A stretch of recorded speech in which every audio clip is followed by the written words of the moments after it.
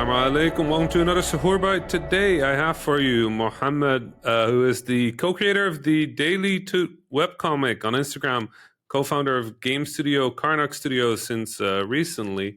Welcome. So glad to have you here.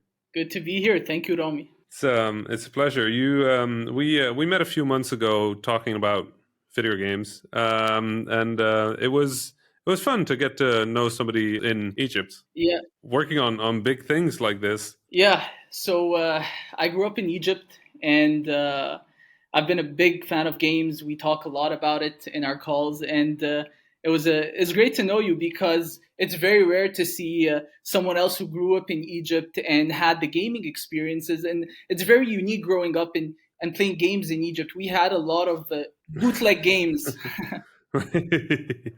Yeah, I don't think any console I had in Egypt was ever either the actual thing that it was supposed to be, like you had the PlayStation and the police station, or legal. It was never. It was modded or something, like a modded PlayStation.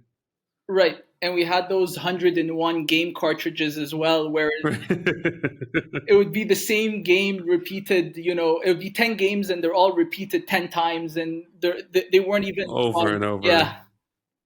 Would you also go net cafes?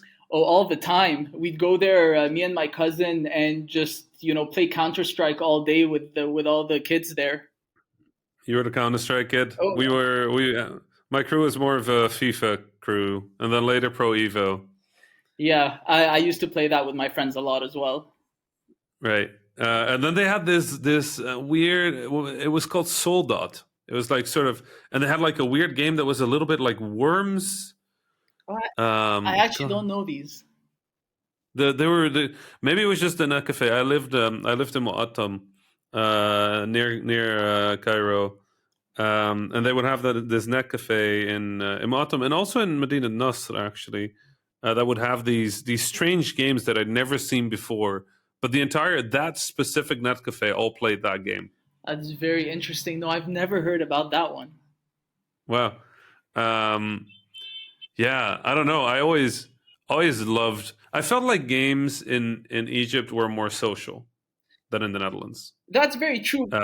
Yeah, that's very true. The thing that's very interesting though is that I met my co-founder in the school computer lab. We were playing Lemmings in grade 2. All the kids were out during break time.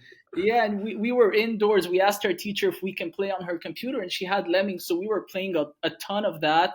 And from there, a friendship sort of grew, and we were at each other's house every weekend. We both had consoles. He had the Sega Genesis, and I had the Nintendo 64, and we just go to each other's house every weekend and play a ton of games. Right, that's lovely. And then, I mean, it's an interesting story because you ended up you didn't start in games with your co-founder, right?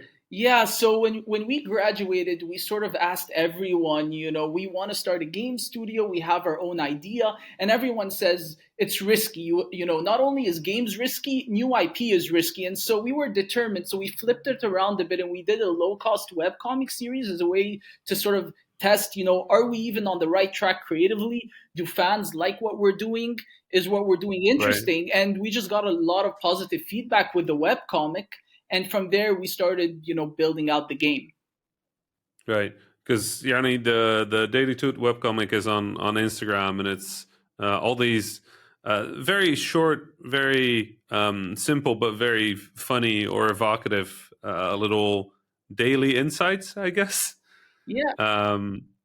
Yeah. So ancient Egypt spanned 5,000 years, and you never see it really touched upon. You only see like the last 100 years or so. And so we figured, here's a really interesting part of history and the mythology as well. We can build something really interesting that not only taps into that, but also is relatable to the modern person, to show that even back then, teenagers still had the same struggles, we had, and the same issues when you start a job and you graduate into that phase of life. And And Right. it's very relatable, and we really think that the game is going to be super interesting because it really taps into both the living history of ancient Egypt as well as the mythology, and it's high action. We love those fast paced action games of the past, and so we're trying to build something that really delivers on that vision.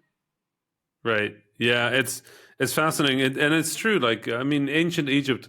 Very frequently, when we have games about Egypt, they're about ancient Egypt, but they're also about a very specific version of ancient Egypt, right? And what I saw in the Daily Toot, what I'm seeing in the work I've seen of you is just way more broad, um, way more relatable, and also obviously from the modern perspective, and with one of the creators being Egyptian, a little bit more honest about how that relates to the current Egyptian context, which is very different, but still there.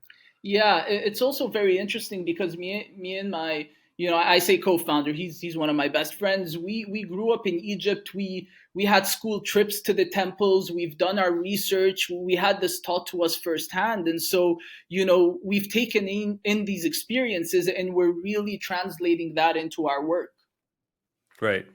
It's fun. Is how are things in Egypt, like making games? Like, how do you feel about things? So it's very interesting because I'm in Egypt. The rest of my team is global. So we work from all over the world, and we've managed to make remote work even before the pandemic. So, we're Hmm. on the, the good side of things when it comes to our knowledge and how we deal with working remote.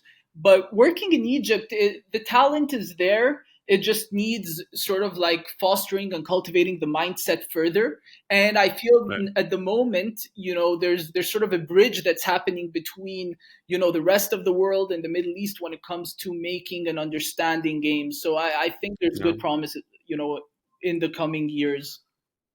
Yeah, I'm excited to see things grow, and I'm really looking forward to see your work evolve, your game evolve, your comic evolve, because I do think you have something really wonderful there. Mohammed, it was such a pleasure to have you here.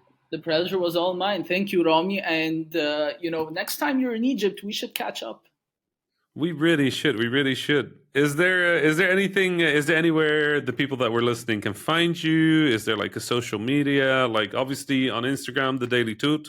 Yes, so the Daily Toot, TUT, and actually these days I'm on Clubhouse. So if you search Mohammed Abdel Khalik, that's me, and I'm part of the Games Industry Club, and we're talking every day about games, and there's all these interesting topics. So join us over there.